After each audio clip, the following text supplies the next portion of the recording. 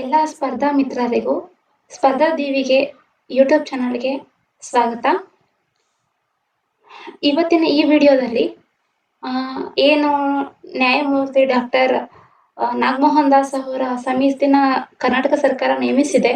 ಈ ಕರ್ನಾಟಕ ಸರ್ಕಾರ ನೇಮಿಸಿರೋ ಈ ಸಮಿತಿ ಒಳ ಮೀಸಲಾತಿ ರಿಪೋರ್ಟ್ ಕೊಟ್ಟಾದ್ಮೇಲೆ ಕರ್ನಾಟಕ ರಾಜ್ಯದಲ್ಲಿ ಯಾವ್ಯಾವ ಹೊಸ ನೇಮಕಾತಿಗಳು ನಡೆಯುತ್ತೆ ಅನ್ನೋದು ಈ ವಿಡಿಯೋದಲ್ಲಿ ನಾವು ನೋಡಬಹುದು. ಅಂದ್ರೆ ಕರ್ನಾಟಕದಲ್ಲಿ ಒಟ್ಟು 3 ಡಿಪಾರ್ಟ್ಮೆಂಟ್ ಸರ್ಕಾರಿ ಹುದ್ದೆಗಳಿಗೆ ನೇಮಕಾತಿ ಆದೇಶಿಸಿ ಪರೀಕ್ಷೆಗಳನ್ನು ನಡೆಸಿ ಆಯ್ಕೆ ಮಾಡ್ಕೊಳ್ತಾರೆ. ಸೊ ಆ 3 ಯಾವ್ಯಾವ ಅಂದ್ರೆ KSP, KA ಮತ್ತು KPSC.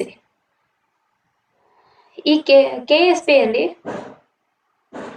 ಈ KSP ಅಂದ್ರೆ ಕರ್ನಾಟಕ ಸ್ಟೇಟ್ ಪೊಲೀಸ್ ಅಂತ. ಕರ್ನಾಟಕ ಸ್ಟೇಟ್ ಪೊಲೀಸ್ ಈ ಡಿಪಾರ್ಟ್ಮೆಂಟ್ ಅಲ್ಲಿ PSI 600, PC ಅಂದ್ರೆ KSRP ಮತ್ತು CRDR ಮತ್ತು ESI EC.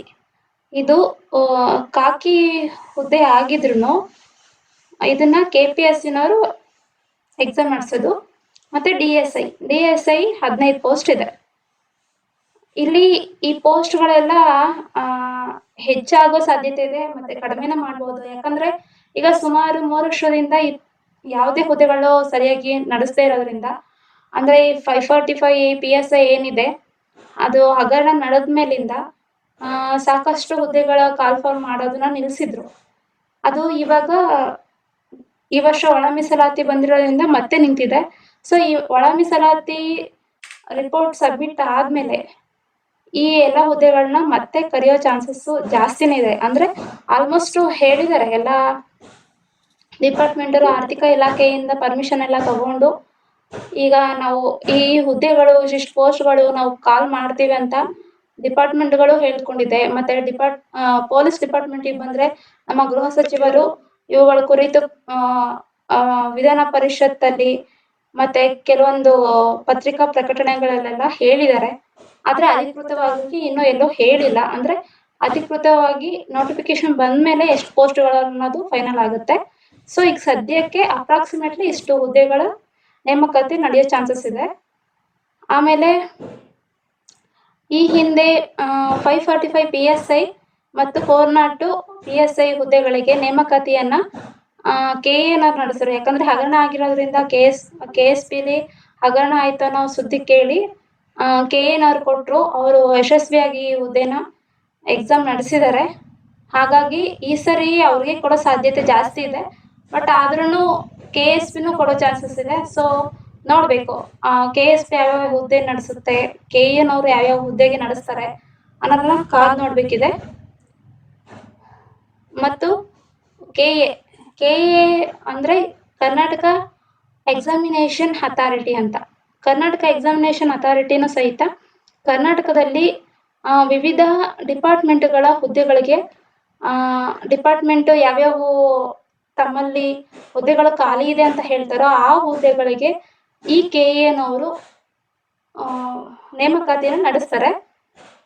ಸೊ ಈಗ ಸದ್ಯಕ್ಕೆ 5 ಡಿಪಾರ್ಟ್ಮೆಂಟಲ್ಲಿರೋ ವಿವಿಧ ಹುದ್ದೆಗಳಿಗೆ ಒಂದು ಪ್ರಕಟಣೆ ಹೊರಡಿಸಿದ್ದಾರೆ.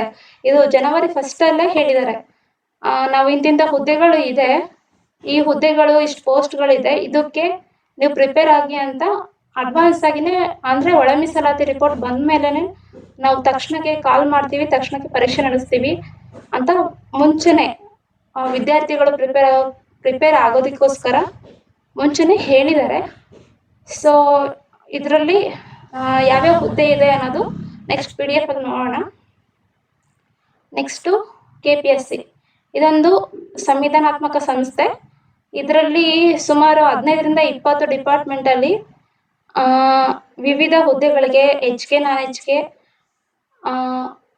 SDA, FDA ಮತ್ತು ಬೇರೆ ಬೇರೆ ರೀತಿಯ ಹುದ್ದೆಗಳಿಗೆ ಕಾಲ್ಫಾರ್ಮ್ ಮಾಡೋದಕ್ಕೆ ಆಲ್ರೆಡಿ ಆರ್ಥಿಕ ಇಲಾಖೆಯಲ್ಲಿ ಪರ್ಮಿಷನ್ ತಗೊಂಡಾಗಿದೆ.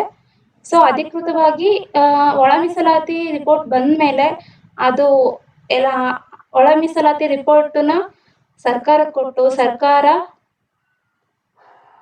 ಸರ್ಕಾರ ಅದನ್ನ ಕ್ಯಾಬಿನೆಟಲ್ಲಿ ಇಂಟ್ರೊಡ್ಯೂಸ್ ಮಾಡಿ ಕ್ಯಾಬಿನೆಟಿಂದ ಅವ್ರು ಏನೇನು ಅಪ್ರೂವಲ್ ಮಾಡ್ತಾರೆ ಅದನ್ನ ಮತ್ತು ಪಬ್ಲಿಕ್ಕಿಗೆ ಅಬ್ಜೆಕ್ಷನ್ಗೆ ಬಿಟ್ಟು ಪಬ್ಲಿಕ್ ಏನೇನು ಸೂಚನೆಗಳು ಕೊಡುತ್ತೆ ಅಂದರೆ ಇಂಥವು ಬೇಕು ಇಂಥವು ಬೇಡ ಅಂತ ಪಬ್ಲಿಕ್ಕಿಂದ ಏನೇನು ರೆಸ್ಪಾನ್ಸ್ ಬರುತ್ತೆ ಅದನ್ನೆಲ್ಲ ನೋಡಿಕೊಂಡು ಫೈನಲ್ ಮಾಡಾದ್ಮೇಲೆ ಅದನ್ನ ಇದು ಒಳ ಮೀಸಲಾತಿ ರಿಪೋರ್ಟು ಜಾರಿ ಆಗುತ್ತೆ. ಸೊ ನೋಡ್ಬೇಕು ಯಾವ್ಯಾವ ವಿಷಯಗಳಿಗೆ ಏನೇನು ಮಾಡ್ತಾರೆ ಅಂತ. ಸೊ ಒಳ ಮೀಸಲಾತಿ ಜಾರಿ ಆದ್ಮೇಲೆ ಈ ಏನು ಡಿಪಾರ್ಟ್ಮೆಂಟ್ಗಳಿಗೆ DPAR ಹೊಸ ನೇಮಕಾತಿ ರೋಸ್ಟರ್ಗಳನ್ನ DPAR ಇಂತಿಂತ ಹುದ್ದೆ ಹೊಸ ರೋಸ್ಟರ್ಗಳನ್ನ ಅಳವಡಿಸ್ಕೊಂಡು ಆ ನಿಯಮಗಳು ತಕ್ಕಂತೆ ಹೊಸ ನೇಮಕಾತಿಗಳನ್ನ ಮಾಡಿ ಅಂತ DPAR ಇವುಗಳಿಗೆ ಆದೇಶ ಮಾಡಿದ್ಮೇಲೆ ಈ 3 ಡಿಪಾರ್ಟ್ಮೆಂಟ್ಗಳು ಎಕ್ಸಾಮ್ನ ಕಾಲ್ಫಾರ್ಮ್ ಮಾಡ್ತವೆ. ಸೊ ಹಾಗಾಗಿ ಇದೆಲ್ಲ ಪ್ರೊಸೆಸ್ ನಡೆಯೋಕೆ ಏನಿಲ್ಲ ಅಂದ್ರೂ ಅದು ರಿಪೋರ್ಟ್ ಬಂದ್ಮೇಲೂ 2 ರಿಂದ 3 ತಿಂಗಳು ಆಗುತ್ತೆ. ಹಾಗಾಗಿ ಈಗ ಓದೋರಿಗೆಲ್ಲ 3 ರಿಂದ 4 ತಿಂಗಳು ಸಹಾಯ ಆಗುತ್ತೆ.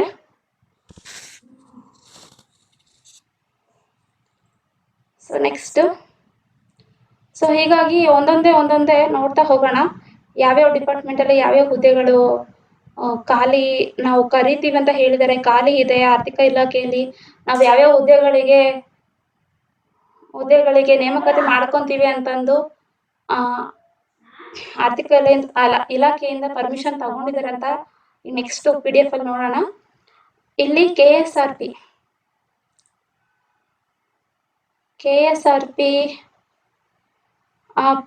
ಒಟ್ಟು 2400 KSRP ಪೊಲೀಸರ ನೇಮಕಕ್ಕೆ ಆದೇಶ ಮಾಡಬೇಕು ಅಂತ ಇದ್ದಾರೆ.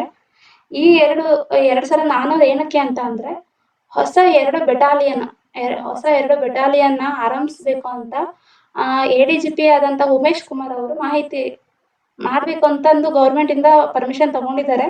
ಹಾಗಾಗಿ ಇದು ADGP ಉಮೇಶ್ ಕುಮಾರ್ ಸರ್ ಅವರು ಪತ್ರಿಕೆಯಲ್ಲಿ ಸುದ್ದಿ ಹೇಳಿದ್ದಾರೆ.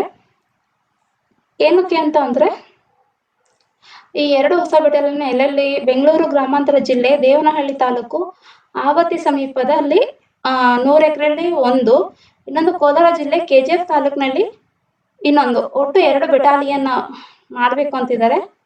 ಸೊ ಈ 2 ಬೆಟಾಲಿಯನ್ ಹೆಂಗೆ ಅಂದ್ರೆ ಒಂದೊಂದು ಬೆಟಾಲಿಯನ್ 1200 ಅಂತೆ, ಒಟ್ಟು 2400 ಪೋಸ್ಟ್ ಕರಿಬೇಕು ಅಂತ ಅನ್ಕೊಂಡಿರೋದು. ಯಾಕಂದ್ರೆ ತುರ್ತು ಪರಿಸ್ಥಿತಿಗಳು, ಪ್ರಾಕೃತಿಕ ವಿಕೋಪಗಳು ಇಂಥ ಸಂದರ್ಭಗಳಲ್ಲಿ ಅಗತ್ಯಕ್ಕೆ ಬೇಕಾಗಿರುವಂಥದ್ದು ಅದಕ್ಕೋಸ್ಕರನೇ ಅಂತಾನೆ ರಿಸರ್ವ್ ಆಗಿರುವಂತ ಕರ್ನಾಟಕ ರಿಸರ್ವ್ ಪೊಲೀಸ್ ಸರ್ವಿಸ್ ಇದು. ಹಾಗಾಗಿ ಈ 2400 ಪೋಸ್ಟ್ಗಳು ಎಕ್ಸ್ಟ್ರಾ ಕರಿಬೇಕು ಅನ್ಕೊಂಡಿದ್ದಾರೆ.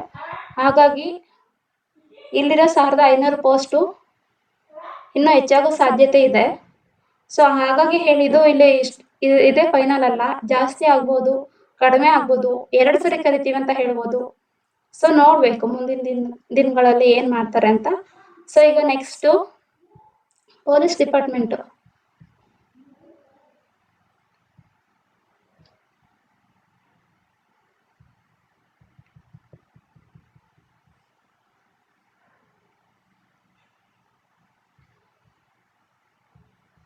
ಸೊ ಪೊಲೀಸ್ ಡಿಪಾರ್ಟ್ಮೆಂಟ್ ಬಗ್ಗೆ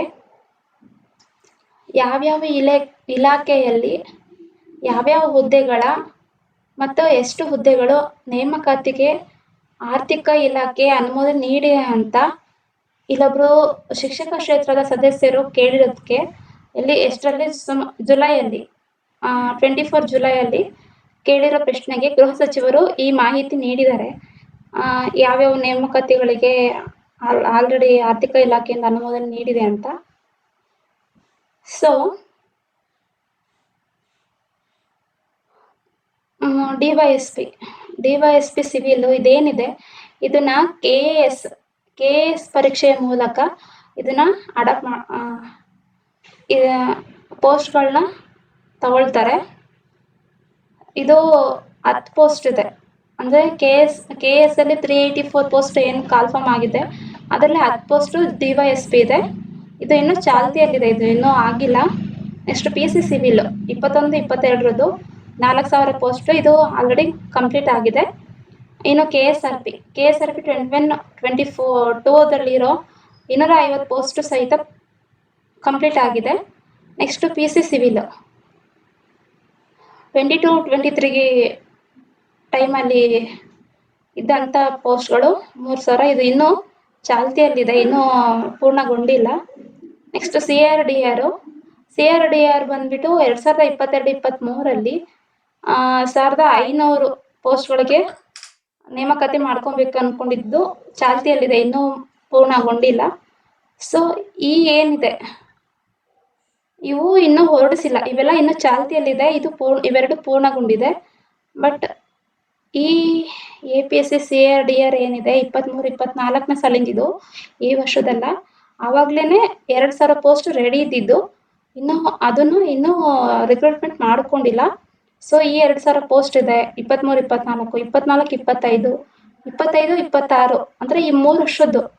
ಫಸ್ಟ್ 23-24 2,000 ಪೋಸ್ಟ್ ಇದ್ರೆ, ಇನ್ನು ಲಾಸ್ಟ್ ಇಯರಿಂದು ಇನ್ನು ಎಷ್ಟು ಪೋಸ್ಟ್ಗಳು ಖಾಲಿ ಬಂದಿರತ್ತೆ, ಸೊ ಅದನ್ನ ಎಷ್ಟು ಮಾಡ್ಕೊಬೇಕು ಅನ್ನೋದನ್ನು ಇನ್ನೂ ಫೈನಲ್ ಆಗಿಲ್ಲ.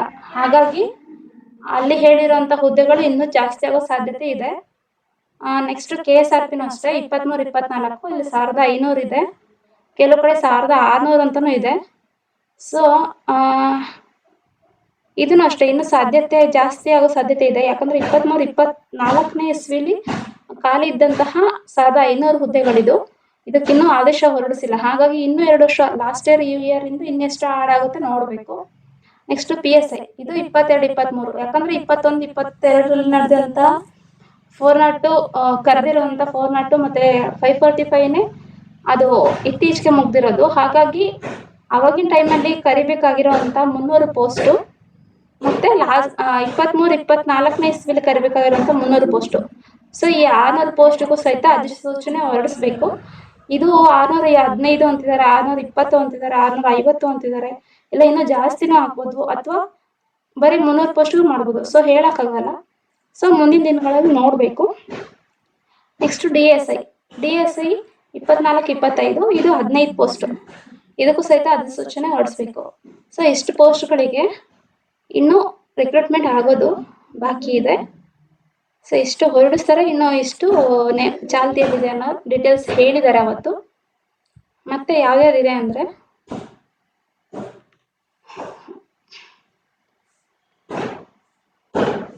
So KSRP, PSI 300, DSI 15. So ಇಷ್ಟು ಇದೆ. ನೆಕ್ಸ್ಟ್ ಅಭಿಯೋಗ ಮತ್ತು ಸರ್ಕಾರಿ ವ್ಯಾಜ್ಯಗಳ ಇಲಾಖೆಯ ಗ್ರೂಪ್ C ವೃಂದದ 7 ಪ್ರಥಮ ದರ್ಜೆ ಸಹಾಯಕರು, 7 ದ್ವಿತೀಯ ದರ್ಜೆ ಸಹಾಯಕರು ಮತ್ತು 43 ಶೀಘ್ರ ಲಿಪಿಗಾರರು, ಅಂದರೆ 7 ಪೋಸ್ಟು FDA, 7 ಪೋಸ್ಟು SDA ಮತ್ತು 43 ಪೋಸ್ಟು ಟೈಪಿಸ್ಟು. ಇಷ್ಟು ನೇರ ನೇಮಕಾತಿಗೆ ಆರ್ಥಿಕ ಇಲಾಖೆಯಿಂದ ಪರ್ಮಿಷನ್ ತಗೊಂಡಿದ್ದಾರೆ. ಯಾರು? ಅಭಿಯೋಗ ಮತ್ತು ಸರ್ಕಾರಿ ವ್ಯಾಜ್ಯಗಳ ಇಲಾಖೆ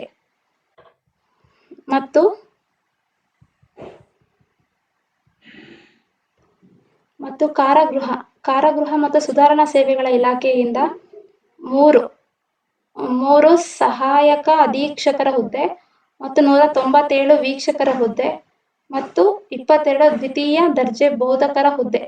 ಇಷ್ಟಕ್ಕೂ ಸಹಿತ ನೇಮಕಾತಿ ಮಾಡ್ಕೊಳ್ಳೋದಕ್ಕೆ ಅನುಮೋದನೆಯನ್ನು ಆರ್ಥಿಕ ಇಲಾಖೆಯಿಂದ ಪಡ್ಕೊಂಡಿದ್ದಾರೆ. ಇನ್ನು ಪೊಲೀಸ್ ಸಹಾಯಕ ಸೇವೆಗಳಾಗಿರುವಂತಹ 3 ಡಿಪಾರ್ಟ್ಮೆಂಟ್, ಅಗ್ನಿಶಾಮಕ ಮತ್ತು ತುರ್ತು ಸೇವೆ ಇಲಾಖೆ, ಗೃಹ ರಕ್ಷಕ ಮತ್ತು ಪೌರ ರಕ್ಷಣಾ ಇಲಾಖೆ ಮತ್ತು ಸೈನಿಕ ಕಲ್ಯಾಣ ಮತ್ತು ಪುನರ್ವಸತಿ ಇಲಾಖೆ. ಈ 3 ಇಲಾಖೆಗಳಿಂದ ಒಟ್ಟು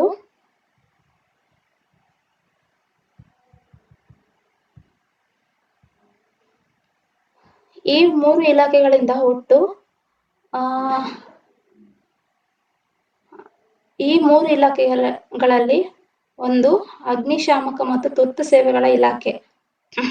ಈ ಇಲಾಖೆಯಲ್ಲಿ ಖಾಲಿ ಇರುವಂತಹ 1,567 ಹುದ್ದೆಗಳಿಗೆ ನೇಮಕಾತಿಯನ್ನು ಹೊರಡಿಸೋದಕ್ಕೋಸ್ಕರ ಅನುಮೋದನೆಯನ್ನು ಪಡೆದಿದ್ದಾರೆ. ಯಾವ್ಯಾವು ಅಂದರೆ ಅಗ್ನಿಶಾಮಕ ಠಾಣಾಧಿಕಾರಿ 36, ತಾಂತ್ರಿಕ ಚಾಲಕ ತಂತ್ರಜ್ಞ 82, ಅಗ್ನಿಶಾಮಕ ಚಾಲಕ 227 ಮತ್ತು ಅಗ್ನಿಶಾಮಕ 1,222 ಪೋಸ್ಟ್. ಒಟ್ಟು 1,567 ಪೋಸ್ಟ್ಗಳಿಗೆ ಅಗ್ನಿಶಾಮಕ ಮತ್ತು ತುರ್ತು ಸೇವೆಗಳ ಇಲಾಖೆ ಎಕ್ಸಾಮ್ಗೆ ಅನುಮೋದನೆ ಪಡೆದಿದೆ. ಇನ್ನು 2ನೇ ಇಲಾಖೆ ಆಗಿರುವಂತಹ ಗೃಹ ರಕ್ಷಕ ಮತ್ತು ಪೌರ ರಕ್ಷಣಾ ಇಲಾಖೆಯಲ್ಲಿ ನೇರ ನೇಮಕಾತಿ ಮಾಡ್ಕೊಳ್ಳೋದಕ್ಕೆ ಅನುಮೋದನೆ ಇನ್ನು ನೀಡಿರಲ್ಲ. ಸೊ ಅದು ಇನ್ನು ನೇಮಕಾತಿ ನಡೆಸಲ್ಲ. ಸೊ ಸೈನಿಕ ಕಲ್ಯಾಣ ಮತ್ತು ಪುನರ್ವಸತಿ ಇಲಾಖೆಯಿಂದ ನೇರ ನೇಮಕಾತಿಗೆ ಅನುಮೋದನೆ ಪಡೆದಿರುವಂತ ಪೋಸ್ಟ್ಗಳು ಯಾವ್ಯಾವು ಅಂದ್ರೆ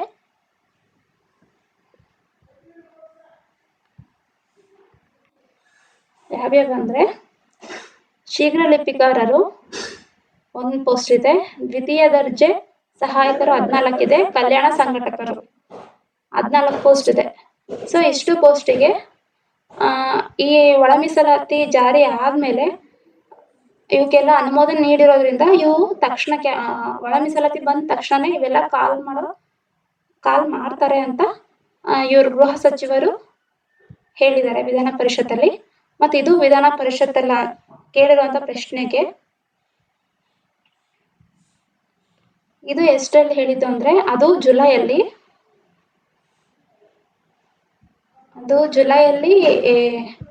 ಕೊಟ್ಟಿರೋ ರಿಪೋರ್ಟು.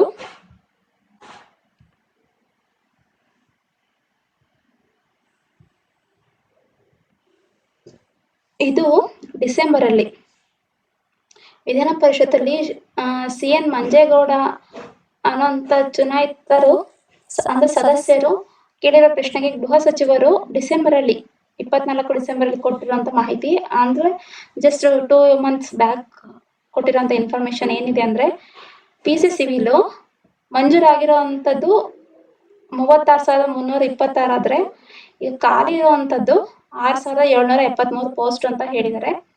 ಹಾಗೆ CRDR ಮತ್ತೆ PCFBP ಆಮೇಲೆ PSC ನಿಸ್ತಂತು KSRP ಹೀಗೆ ಹುದ್ದೆಗಳು ಸುಮಾರು ಖಾಲಿ ಇದೆ. ಹಾಗಾಗಿ ಏನು ಆಗ್ಲೇ ನೋಡಿರೋ PDF ಅಲ್ಲಿ ಇರುವಂತಹ ಹುದ್ದೆಗಳ ಜೊತೆಗೆ ಇವನು ಹೆಚ್ಚಿಗೆ ಮಾಡುವಂತ ಸಾಧ್ಯತೆ ಇದೆ. ಸಿವಿಲ್ PC ಬಗ್ಗೆ ಇನ್ನೂ ಅಧಿಕೃತವಾಗಿ ಏನು ಹೇಳಿಲ್ಲ. ಹಾಗಾಗಿ ಇದನ್ನು ಅದಿನ್ನೂ ಚಾಲ್ತಿಯಲ್ಲಿರೋದ್ರಿಂದ ಆ ಪ್ರೊಸೆಸ್ ಇನ್ನೂ ಚಾಲ್ತಿಯಲ್ಲಿರೋದ್ರಿಂದ ಅದು ಮುಗಿದ್ಮೇಲೆ ಮತ್ತೆ ಸಿವಿಲ್ PC ಕರೆಯೋ ಚಾನ್ಸಸ್ ಇದೆ.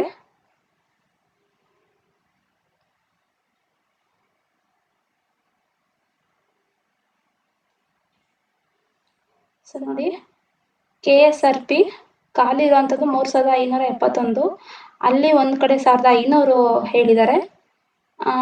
ಸೊ ಇನ್ನೂ ನೋಡ್ಬೇಕು ಇನ್ನು ಎಷ್ಟು ರೈಸ್ ಮಾಡ್ತಾರೆ ಅಂತ ಗೊತ್ತಿಲ್ಲ. KSISF ಸಹಿತ 171 ಪೋಸ್ಟ್ ಖಾಲಿ ಇದೆ. ಸೊ ಇವೆಲ್ಲ ನೋಡ್ಕೊಂಡು ಅಧಿಕೃತವಾಗಿ ನೇಮಕಾತಿ ಮಾಡ್ಬೇಕಾದ್ರೆ ಏನೇನ್ ಮಾಡ್ತಾರೆ ಅನ್ನೋದನ್ನ ಕಾದ್ ನೋಡ್ಬೇಕು. ಸೊ ನೆಕ್ಸ್ಟ್ ESI ಅಂದ್ರೆ ಈ ಅಬಕಾರಿ ಇಲಾಖೆಯ ಅಬಕಾರಿ ಉಪನಿರೀಕ್ಷಕರು ಅಂದ್ರೆ ಎಕ್ಸೈಸ್ ಸಬ್ ಇನ್ಸ್ಪೆಕ್ಟರ್ ಮತ್ತು excise constable excise PC. So ಈ 2 ಹುದ್ದೆಗಳಿಗೆ ಖಾಲಿ ಇರುವಂತಹ ಈ 2 ಹುದ್ದೆಗಳಿಗೆ ನೇಮಕಾತಿ ನಡೆಸಬೇಕು ಅನ್ಕೊಂಡು ಈ ಪ್ರಕಟಣೆ ಅಂದ್ರೆ ಇದು ಲೆಟರ್ ಬಂದಿದೆ. ಯಾರು ಅಬಕಾರಿ ಆಯುಕ್ತರಿಗೆ ಲೆಟರ್ ಹೋಗಿದೆ. ಸೊ ಎಷ್ಟು ಪೋಸ್ಟ್ ಖಾಲಿ ಇದೆ ಅಂತ ಅಂದ್ರೆ ಕಲ್ಯಾಣ ಕರ್ನಾಟಕ ವೃಂದ ಸೇರಿ 265 ESI ಮತ್ತು PC ಎಷ್ಟು 942 ಪೋಸ್ಟ್ಗಳು. ಇಷ್ಟು ಪೋಸ್ಟ್ಗಳಿಗೆ ಅಂದ್ರೆ ಟೋಟಲ್ 245 ಮತ್ತೆ 942 2 years ಲಾಸ್ಟ್ ಇಯರ್ ಮತ್ತೆ ಇಯರಿನ 2 years ಸೇರಿ ಒಟ್ಟು ಟೋಟಲು ಅಬಕಾರಿ ಉಪನಿರೀಕ್ಷಕರು 265, ಅಬಕಾರಿ ಪೇದೆಗಳು 942, ಒಟ್ಟು ಟೋಟಲು 1,207 ಪೋಸ್ಟ್ಗಳಿಗೆ ಇದು ಕಾಲ್ ಆಗುತ್ತೆ. ಇದು ಕನ್ಫರ್ಮ್ ಆಗಿ ಇಷ್ಟು ಪೋಸ್ಟ್ ಅಂತ ರೆಡಿ ಇದೆ. ಸೊ ಇದನ್ನ ಒಳ ಮೀಸಲಾತಿ ರಿಪೋರ್ಟ್ ಬಂದ್ಮೇಲೆ ಅದನ್ನೆಲ್ಲ ಅಡಾಪ್ಟ್ ಮಾಡಿಕೊಂಡು ಯಾವ್ದಾದ್ರು ಕ್ಯಾಸ್ಟಿಗೆ ಎಷ್ಟು ಮೀಸಲಾತಿ ಇದೆ ಅನ್ನೋದನ್ನ ಅಡಾಪ್ಟ್ ಮಾಡ್ಕೊಂಡ್ಮೇಲೆ ಇದನ್ನ ಅನೌನ್ಸ್ ಮಾಡ್ತಾರೆ. ನೆಕ್ಸ್ಟ್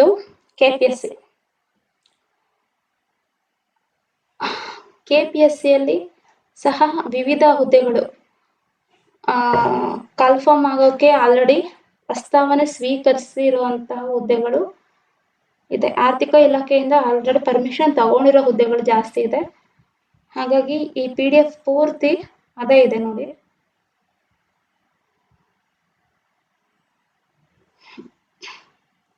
ಗ್ರೌಂಡ್ ವಾಟರ್ ಡೈರೆಕ್ಟರೇಟು, ಮತ್ತು agriculture department, department of industrial training and employment, director of municipal ಅಡ್ಮಿನಿಸ್ಟ್ರೇಷನ್ನು, ಕರ್ನಾಟಕ ಹೌಸಿಂಗ್ ಬೋರ್ಡು, ಹೀಗೆ ಇಷ್ಟುಗಳಲ್ಲೂ ಸಹಿತ F D A F D A F D A F D A ನೋಡಿ, ಇದು S D A, H K non H K, ಈ ಥರ ಸಾಕಷ್ಟು ಪೋಸ್ಟ್ಗಳು ಎಲ್ಲ ಇದೆ ನೋಡಿ. ಕರ್ನಾಟಕ ಹೌಸಿಂಗ್ ಬೋರ್ಡು, ಇದು ನಾನ್ ಹೆಚ್ ಕೆ ಆದರೆ ಇದು ಹೆಚ್ ಕೆ, ಮತ್ತು ಕರ್ನಾಟಕ ಹೌಸಿಂಗ್ ಬೋರ್ಡ್ ನೋಡಿ. ಮತ್ತು ಇವೆರಡು, ಇದು ಎಸ್ ಡಿ ಎ ಆದರೆ ಇದು F D A, H K non H K. ಮತ್ತು ಕರ್ನಾಟಕ ಲೋಕಾಯುಕ್ತ, ಅಗ್ರಿಕಲ್ಚರ್ ಡಿಪಾರ್ಟ್ಮೆಂಟು ಕರ್ನಾಟಕ ಲೋಕಾಯುಕ್ತ, ಮತ್ತು ಸೋಷಿಯಲ್ ವೆಲ್ಫೇರು ಕರ್ನಾಟಕ ಲೋಕಾಯುಕ್ತ. ಇಲ್ಲಿ ನೋಡೋಕ್ಕೆ ಪೋಸ್ಟ್ಗಳು ಕಡಿಮೆ ಅನ್ಸಿದ್ರು ಯಾವುದಕ್ಕೂ ಫೀಸ್ ಇರೋದಿಲ್ಲ. ಅಂದರೆ ಎಸ್ ಸಿ ಎಸ್ ಟಿನವ್ರಿಗೆಲ್ಲ ಫ್ರೀ ಇರುತ್ತೆ. ಇನ್ನು ಕೆಲವು ನೋಡಬೇಕು ಯಾವುದಕ್ಕೆ ಅಮೌಂಟ್ ಎಷ್ಟು ಇಡ್ತಾರೆ ಅನ್ನೋದು ನೋಡಬೇಕು. ಸೊ ಹಾಗಾಗಿ ಇಷ್ಟು ಒಂದೊಂದು ಪೋಸ್ಟ್ ಎರಡೆರಡು ಪೋಸ್ಟ್ ಅಂತ ನೋಡೋಕೆ ಅನಿಸುತ್ತೆ. ಬಟ್ ಡಿಪಾರ್ಟ್ಮೆಂಟು ಒಳ್ಳೊಳ್ಳೆ ಡಿಪಾರ್ಟ್ಮೆಂಟ್ ಇದೆ. ಸೊ ತುಂಬ ಡಿಪಾರ್ಟ್ಮೆಂಟ್ಗಳಲ್ಲಿ ಇನ್ನೂ ಸಾಕಷ್ಟಿದೆ. ಇವಕ್ಕೆಲ್ಲ ಗ್ರೂಪ್ ಸಿ ಎಕ್ಸಾಮ್ಸ್ ಆಗಿರೋದ್ರಿಂದ, ಎಫ್ ಡಿ ಎ ಮತ್ತು S D A group C exams ಆಗಿರೋದ್ರಿಂದ ಇವಕ್ಕೆಲ್ಲ ಪ್ಯಾಟ್ರನ್ನು ಒಂದೇ ರೀತಿ ಇರುತ್ತೆ. ಅಂದರೆ 2 ಪೇಪರ್ ಇರುತ್ತೆ. ಅವುಗಳ ಬಗ್ಗೆ ಮುಂದಿನ ವಿಡಿಯೋದಲ್ಲಿ ನಾನು ಡೀಟೇಲ್ ಆಗಿ ಹೇಳ್ತೀನಿ. ಜಿ ಕೆ ಏನೋ ಅಥವಾ ಕಮ್ಯುನಿಕೇಷನ್ ಪೇಪರು ಈಗ ಆಲ್ರೆಡಿ ಕೆಲವರಿಗೆಲ್ಲ ಗೊತ್ತಿರುತ್ತೆ, ಇನ್ನೂ ಕೆಲವರಿಗೆ ಗೊತ್ತಿಲ್ಲದಿರೋರಿಗೆ ಹೇಳ್ತಾ ಹೋಗ್ತೀನಿ ನೆಕ್ಸ್ಟ್ ವಿಡಿಯೋದಲ್ಲಿ.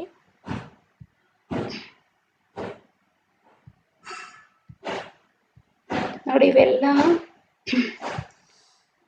ಜಿಲ್ಲಾ panchayat rural development, panchayat Raj department, ಹೀಗೆ ಸಾಕಷ್ಟಿದೆ. ಇವಕ್ಕೆಲ್ಲ ಅನುಮೋದನೆ ಸ್ವೀಕರಿಸಾಗಿದೆ.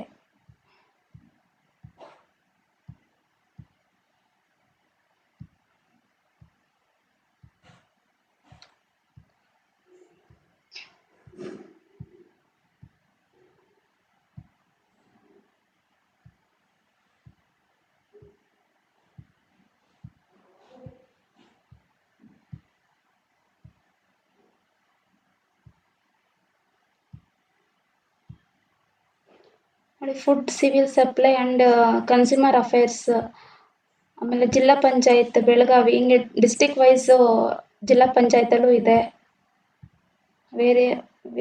ವೇರಿಯಸ್ ಪೋಸ್ಟ್ಗಳು ಸೇಮ್ ಇದೆ, S D A F D A, but ಡಿಪಾರ್ಟ್ಮೆಂಟ್ಗಳು ಚೇಂಜ್ ಆಗ್ತಿದೆ, ನೋಡ್ತಾ ಹೋಗ್ಬೋದು.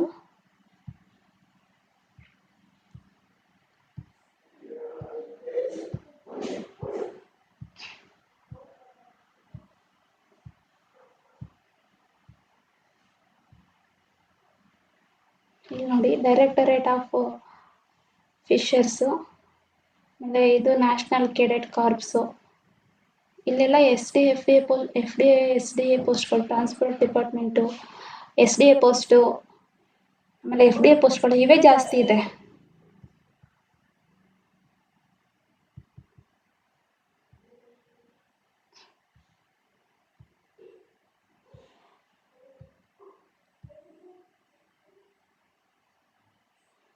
ನೋಡಿ ಎಷ್ಟು ಪೋಸ್ಟ್ಗಳೆಲ್ಲ ಇದೆ,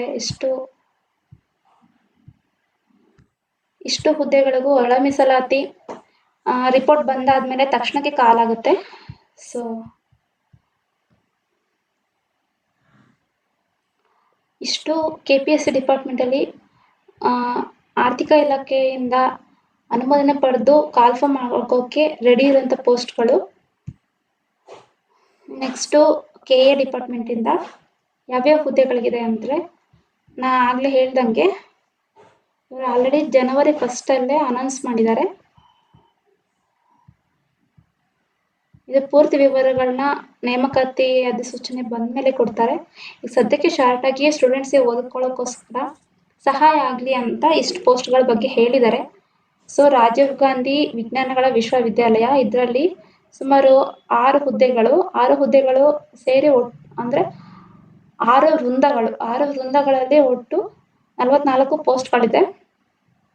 ಮತ್ತು ವಾಯುವ್ಯ ಕರ್ನಾಟಕ ರಸ್ತೆ ಸಾರಿಗೆ ಸಂಸ್ಥೆ ಒಟ್ಟು 17 ವೃಂದಗಳಿಂದ 750 ಹುದ್ದೆಗಳಿಗೆ ನೇಮಕಾತಿ ನಡೆಸ್ತಾರೆ. Karnataka soaps and detergent limited ಇದು ಸಹಿತ 14 ವೃಂದದ ಹುದ್ದೆಗಳು. ಇದು ಒಟ್ಟು 38 ಪೋಸ್ಟ್ಗಳಿದೆ. ಕರ್ನಾಟಕ ಕಲ್ಯಾಣ ರಸ್ತೆ ಸಾರಿಗೆ ಸಂಸ್ಥೆ ಇದು ಸಹಾಯಕ ಲೆಕ್ಕಿಗ ಮತ್ತು ನಿರ್ವಾಹಕ. ಇದರ ಒಟ್ಟು ಹುದ್ದೆಗಳು 1752. ಮತ್ತು ಬೆಂಗಳೂರು ಅಭಿವೃದ್ಧಿ ಪ್ರಾಧಿಕಾರ ಒಂದು FDA ಮತ್ತು SDA ಇದೆ, 25 ಪೋಸ್ಟ್ ಇದೆ.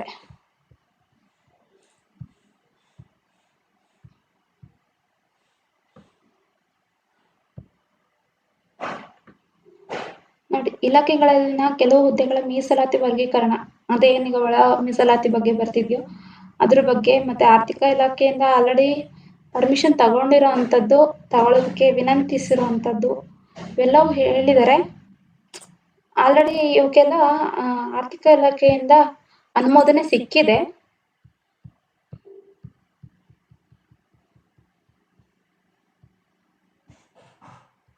ಇಲ್ಲಿ ನೋಡ್ಬೋದು, ಒಂದೊಂದು ಡಿಪಾರ್ಟ್ಮೆಂಟ್ನ ವಿವರಣೆ ಆಗಿ ಕೊಟ್ಟಿದ್ದಾರೆ.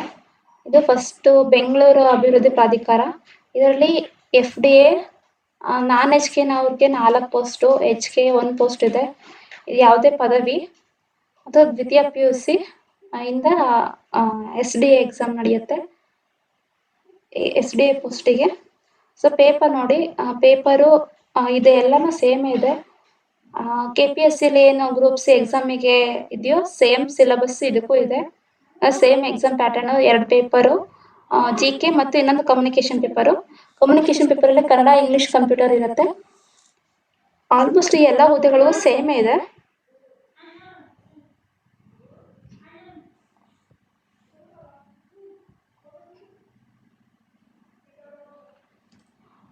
Karnataka soaps and detergent limited ಇದರಲ್ಲಿ ನೋಡಿ, HK ಪೋಸ್ಟ್ ಕಿರಿಯ ಅಧಿಕಾರಿ ಮಾರುಕಟ್ಟೆ ಅಧಿಕಾರಿ, ಅಸಿಸ್ಟೆಂಟ್ ಆಪರೇಟರು ಅಧಿಕಾರಿ, ಕಿರಿಯ ಅಧಿಕಾರಿ, ಈ ಥರ ಎಲ್ಲದಕ್ಕೂ ಸಹಿತ ಡಿಟೇಲ್ ಆಗಿ ಇನ್ಫಾರ್ಮೇಷನ್ ಕೊಟ್ಟಿದ್ದಾರೆ. ಅಂದರೆ ಇಲ್ಲಿ ನೋಡಿ, ಈಗ 5 ಇಯರ್ಸ್ ಎಕ್ಸ್ಪೀರಿಯನ್ಸ್ ಇರಬೇಕು ಕೆಲವೊಂದಕ್ಕೆ, ಕೆಲವೊಂದು MBA ಆಗಿರಬೇಕು, PG diploma in marketing management ಅಥವಾ MBA ಆಗಿರಬೇಕು, ಅಥವಾ ಇದು ಅಸಿಸ್ಟೆಂಟ್ ಆಪರೇಟರ್ ನೋಡಿ SLC ವಿತ್ ITI ಸರ್ಟಿಫಿಕೇಟ್ ಇರೋವಂಥ ಆಪರೇಟರ್ ಟ್ರೇಡ್ ಆಗಿರಬೇಕು. ಆಪರೇಟರ್ ಟ್ರೇಡಲ್ಲಿ SLC ವಿತ್ ITI ಸರ್ಟಿಫಿಕೇಟ್ ಇರಬೇಕು ಅವರಿಗೆ. ಸೊ ಎನಿ ಡಿಗ್ರಿ ಅಂತ ಕೊಟ್ಟಿದ್ದಾರೆ, ವಿತ್ MBA ಫೈನಾನ್ಸ್ ಆಗಿರ್ಬೇಕಂತೆ. ಸೊ ಈ ಥರ ಒಂದೊಂದು ಹುದ್ದೆಗೆ ಒಂದೊಂದು ರೀತಿಯ ಕ್ವಾಲಿಫಿಕೇಷನ್ ಮೆನ್ಷನ್ ಮಾಡಿದ್ದಾರೆ. ಆದರೆ ಪರೀಕ್ಷೆ ನಡೆಯೋ ಸಿಲೆಬಸ್ ಪೇಪರ್ ಒಂದೇ ಇರುತ್ತೆ. ಅಂದರೆ ಸಾಮಾನ್ಯ ಅಧ್ಯಯನ ಅಥವಾ ಸಾಮಾನ್ಯ ಜ್ಞಾನ ಮತ್ತು ನಿರ್ದಿಷ್ಟ ಪತ್ರಿಕೆ, ಎಲ್ಲದಕ್ಕೂ ಎಷ್ಟು ಪೋಸ್ಟ್ಗಳಿದ್ರೂ ಸಹಿತ ಇಷ್ಟು ಪೋಸ್ಟ್ಗಳಿಗೂ ಇದು ಒಂದೇ ಎಕ್ಸಾಮ್ ಪ್ಯಾಟರ್ನಲ್ಲೇ ಇರುತ್ತೆ.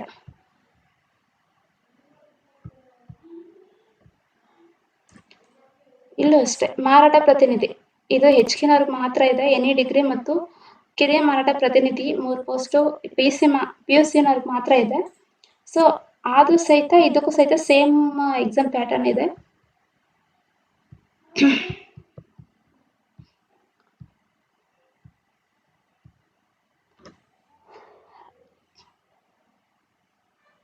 ರಾಜೀವ್ ಗಾಂಧಿ ಆರೋಗ್ಯ ವಿಜ್ಞಾನಗಳ ವಿಶ್ವವಿದ್ಯಾಲಯ, ಇದರಲ್ಲಿ ಜೂನಿಯರ್ ಪ್ರೋಗ್ರಾಮರು, ಸಹಾಯಕ ಇಂಜಿನಿಯರು ಇವಕ್ಕೆಲ್ಲ ಎಕ್ಸಾಮ್ ಇದು ಕ್ವಾಲಿಫಿಕೇಷನ್ ಕೊಟ್ಟಿದ್ದಾರೆ. ಸಹಾಯಕ ಗ್ರಂಥಪಾಲಕರು, ಸಹಾಯಕ ಗ್ರೂಪ್ C, ಕಿರಿಯ ಸಹಾಯಕ ಲೆಕ್ಕಿಗ, ಇದರಲ್ಲೂ ಸಹಿತ ಕ್ವಾಲಿಫಿಕೇಷನ್ ಬೇರೆ ಬೇರೆ ಇದೆ. ಆದರೆ ಪೇಪರ್ 2 ಇದೆ, ಅದರಲ್ಲೂ ಸೇಮ್ ಪ್ಯಾಟರ್ನೇ ಇದೆ.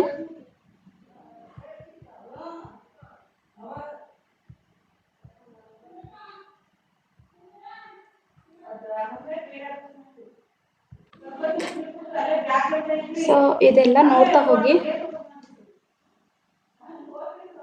ಸಹಾಯಕ ಲೆಕ್ಕಿಗ, ನಿರ್ವಾಹಕ, ಸಹಾಯಕ ಆಡಳಿತಾಧಿಕಾರಿ, ಸಹಾಯಕ ಲೆಕ್ಕಾಧಿಕಾರಿ, ಸಹಾಯಕ ಕಾರ್ಮಿಕ ಮತ್ತು ಕಲ್ಯಾಣ ಅಧಿಕಾರಿ. ಈ ಕರ್ನಾಟಕ ರಸ್ತೆ ಸಾರಿಗೆ ನಿಗಮದಲ್ಲೂ ಸೇಮ್ 2 ಪೇಪರ್ ಇದೆ. ಆದರೆ ಈ ವಾಯುವ್ಯ ಕರ್ನಾಟಕ ರಸ್ತೆ ಸಾರಿಗೆ ಸಂಸ್ಥೆಯಲ್ಲಿ ಮಾತ್ರ ಪಠ್ಯಕ್ರಮ ಚೇಂಜ್ ಇದೆ. ಪೋಸ್ಟ್ಗಳು ವೇರಿಯೇಷನ್ಸ್ ಇದ್ರು ಅಂದರೆ ಬೇರೆ ಬೇರೆ ರೀತಿಯ ಪೋಸ್ಟ್ಗಳಿದ್ರು ಸಹಿತ ಎಕ್ಸಾಮ್ ಪ್ಯಾಟ್ರನ್ ಮಾತ್ರ ಆ ವಾಯುವ್ಯ ಕರ್ನಾಟಕ ರಸ್ತೆ ಸಾರಿಗೆ ಸಂಸ್ಥೆ ಏನು ಮೆನ್ಷನ್ ಮಾಡುತ್ತೋ ಅಧಿಕೃತ ನೇಮಕಾತಿ ಅಧಿಸೂಚನೆಯಲ್ಲಿ ಅದರಂತಾನೆ ಆ ಪಠ್ಯಕ್ರಮದಂತಾನೆ ಎಕ್ಸಾಮ್ ನಡೆಯುತ್ತೆ. ಅವ್ರು ಇನ್ನೂ ಮೆನ್ಷನ್ ಮಾಡಿಲ್ಲ ಯಾವ ರೀತಿ ಇರುತ್ತೆ ಅಂತ.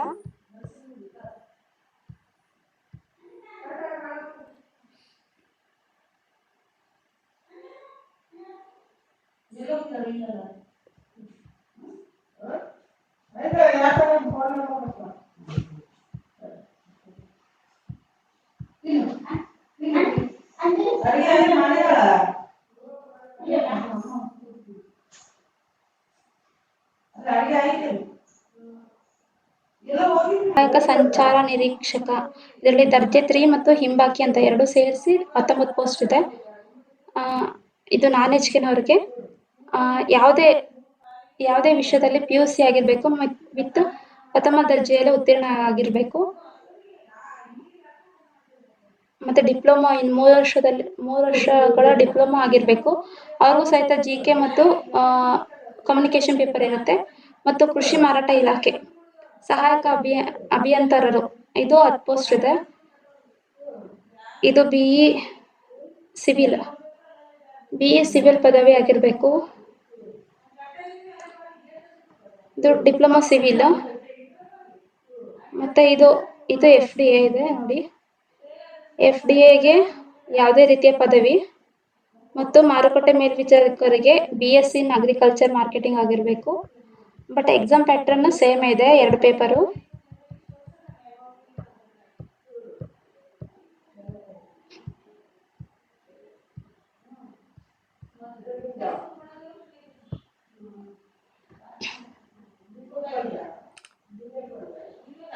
ಮತ್ತು SDA ಪೋಸ್ಟ್ಗಳಿಗೆ 30 ನಾನ್ ಎಜ್ಕೆನವ್ರಿಗಿದೆ.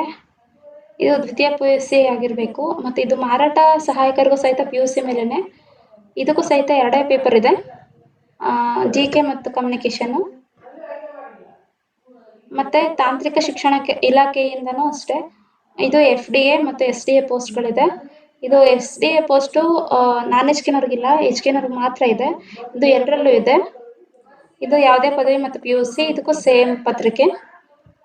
ಒಟ್ಟು ಟೋಟಲಿ ನಾನ್ ಎಜ್ಕೆನವ್ರಿಗೆ 417, ಎಜ್ಕೆನವ್ರಿಗೆ 330, ಟೋಟಲ್ 747 ಪೋಸ್ಟ್ಗಳಿಗೆ ಎಕ್ಸಾಮ್ ನಡೆಸ್ತಾ ಇದ್ದಾರೆ KA ಡಿಪಾರ್ಟ್ಮೆಂಟಿಂದ. ನೋಡಿ, ಅವರೇ ಹೇಳಿದ್ದಾರೆ ರೆಡಿ ಇದ್ರೂ ಸಹಿತ 25/11/24 ಹೊಸ ಅಧಿಸೂಚನೆ ಹೊರಡಿಸಲು ಸಾಧ್ಯವಾಗಿರೋದಿಲ್ಲ. ಹಾಗಾಗಿ ಯಾವ ಅಭ್ಯರ್ಥಿಗಳು ಈ ಎಕ್ಸಾಮ್ಗಳಿಗೆ ಹಾಜರಾಗಲು ಬಯಸ್ತಾರೋ ಅವರು ಈ ಹುದ್ದೆಗಳಲ್ಲಿ ನಿಗದಿಯಾಗಿರುವ ಪಠ್ಯಕ್ರಮದಂತೆ ಅಭ್ಯಾಸ ಮಾಡಿ ಅಂತ ಅವ್ರು ಮುಂಚೆನೇ ಹೇಳಿದ್ದಾರೆ. ಅಂದರೆ ಹೊಸ ವರ್ಷಕ್ಕೆ ಇವ್ರು ಹೇಳಿಬಿಟ್ಟಿದ್ದಾರೆ ಇಂಥವಕ್ಕೆಲ್ಲ ರೆಡಿಯಾಗಿ ಅಂತ. ಸೊ ಇದು ಈ ಥರ ಹೇಳೋದ್ರಿಂದ ಸ್ಟೂಡೆಂಟ್ಸ್ಗೂ ಸಹಾಯ ಆಗುತ್ತೆ ಓದ್ಕೊಳ್ಳೋದಕ್ಕೆ. ಅದಾದಮೇಲೆ ನೆಕ್ಸ್ಟ್ KA ನಡೆಸುವಂತಹ ಇನ್ನೊಂದು ಎಕ್ಸಾಮ್ ಅಂತ ಅಂದರೆ ಸಹಾಯಕ ಪ್ರಾಧ್ಯಾಪಕ ಮತ್ತು 1200 ನರ್ಸ್ಗಳು. ಎಲ್ಲಿ ಅಂತ ಅಂದರೆ ವೈದ್ಯಕೀಯ ಶಿಕ್ಷಣ ಇಲಾಖೆಯ ಅಡಿಯಲ್ಲಿ. ಇದಕ್ಕೂ ಸಹಿತ KAನವರೇ. ಇದು ಗ್ರೂಪ್ A ವೃಂದದ ಹುದ್ದೆಗಳಾದ 650, ಇದು ಗ್ರೂಪ್ A ಹುದ್ದೆಗಳು. ಮತ್ತು 1200 ನರ್ಸ್ಗಳು ಕರ್ನಾಟಕ ಪ್ರಾಧಿಕಾರ ಅಂದರೆ KA ಡಿಪಾರ್ಟ್ಮೆಂಟ್ ಮೂಲಕ ಎಕ್ಸಾಮ್ ನಡೆಸಬೇಕು ಅಂತ ವೈದ್ಯಕೀಯ ಶಿಕ್ಷಣ ಸಚಿವರಾದ ಶರಣಪ್ರಕಾಶ್ ಪಾಟೀಲ್ ಅವರು ಹೇಳಿದ್ದಾರೆ. ಇದಕ್ಕೆ ಆಲ್ರೆಡಿ 2 ವರ್ಷದ ಹಿಂದನೇ ಇದನ್ನು ಅಧಿಸೂಚನೆ ಹೊರಡಿಸ್ಬೇಕು ಅಂತ ಇದ್ದಾರೆ. ಆದರೆ ಕೆಲವೊಂದು ಕಾರಣಗಳಿಂದ ನಿಲ್ಲಿಸಿದ್ರು. ಬಟ್ ಈ ಸರಿ ನೇಮಕಾತಿ ಒಳ ಮೀಸಲಾತಿ ಬಂದ ಮೇಲೆ ನೇಮಕಾತಿ ಮಾಡಬೇಕು ಅಂತ ಅನೌನ್ಸ್ ಮಾಡಿದ್ದಾರೆ.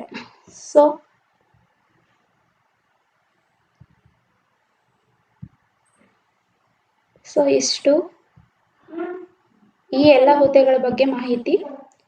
ಏನು KA ಡಿಪಾರ್ಟ್ಮೆಂಟ್ ನಡೆಸುವಂತಹ ಮತ್ತು KSP ಡಿಪಾರ್ಟ್ಮೆಂಟ್ ಮತ್ತು KPSC ಡಿಪಾರ್ಟ್ಮೆಂಟ್ ಅವರು ನಡೆಸುವಂತಹ PDF ಸಮೇತ ವಿವರಣೆ ಇದೆ. ಅದು PDFನ ನನ್ನ ಟೆಲಿಗ್ರಾಮ್ ಚಾನಲ್ ಆದ ಸ್ಪರ್ಧಾ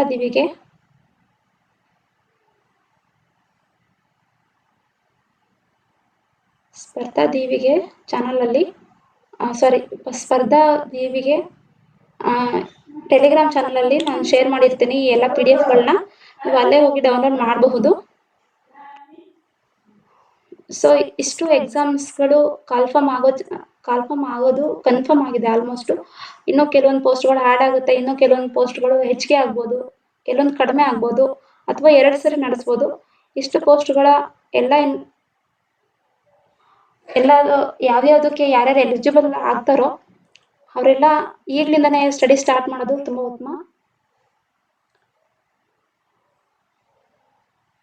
ಸೊ ಇಲ್ಲಿವರೆಗೂ ಕ್ಲಾಸ್ ವೀಕ್ಷಿಸಿದ ಎಲ್ಲರಿಗೂ ಧನ್ಯವಾದಗಳು.